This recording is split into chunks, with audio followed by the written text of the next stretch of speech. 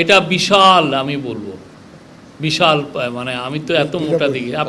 আমরা ছবিটা আপনাদেরকে দিব, আপনারা তখনই বুঝবেন।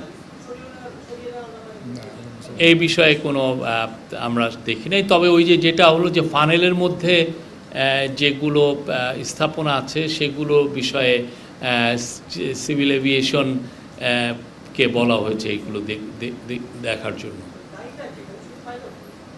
ওনার উড্ডয়নের ত্রুটি ছিল, ওনার ইয়েতে এইটাই পুরোটা উনি এই ইয়েকে নিয়ন্ত্রণ করতে পারে না, এটা তার আয়ত্তের বাইরে চলে গেছে পাইলটের ত্রুটির কারণে।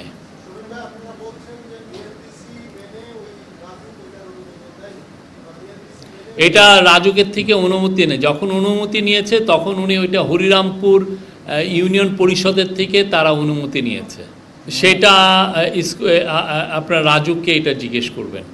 চিফ অ্যাডভাইজার বলেছেন যে যাতে রাজুকের যেগুলো এরিয়া আছে সেখানে যাতে রাজুকের লটাই সবাই মেনে চলেন সেটা ইনশিওর করতে হবে, যাতে যেমন সাভার এখন রাজুকের বৃহৎ রাজুক এরিয়ার মধ্যে পড়ে, যাতে যেহেতু রাজুকের তাদের এক্সপার্ট আছে, তারা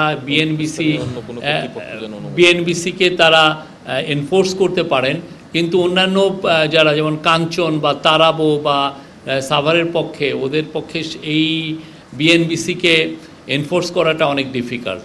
তো এখানে চিফ অ্যাডভাইজার বলেছেন যে এই জায়গাগুলোতে যাতে রাজুকের লটা সবাইকে ওভাররাইড করে, ওদের স্থানীয় যেগুলো স্থানীয় সরকার যে আইন সেটাকে ওভাররাইড করে, সেটা কথা বলেছেন।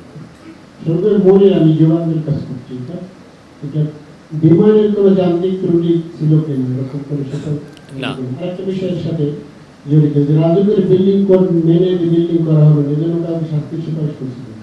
এটা তো যখন এই কমিটিতে রাজুকের ইয়েও ছিলেন, তো এইরকম কোনো রিকমেন্ডেশন আমরা দেখি নাই।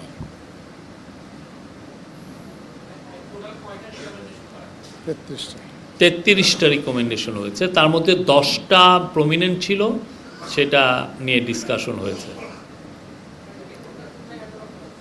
আজকে যমুনাতে চিফ অ্যাডভাইজারের নিকট lieutenant general Kamrul Hasan, PSO of the arm forces division, এবং উনি এই তদন্ত কমিটির প্রধান, উনি আজকে হ্যান্ড ওভার করেছেন। না, এটা তো ন্যাশনাল সিকিউরিটির একটা ইস্যু আছে, যতটুকু পাবলিক করার আমরা সেগুলো তো আপনাদেরকে বলছি। এই তদন্তের যেটা ফোকাস এরিয়া সে বিষয়ে আপনাদেরকে বললাম, আপনি যেটা বলছেন সেটা তদন্তের অনেক বাইরের এরিয়া।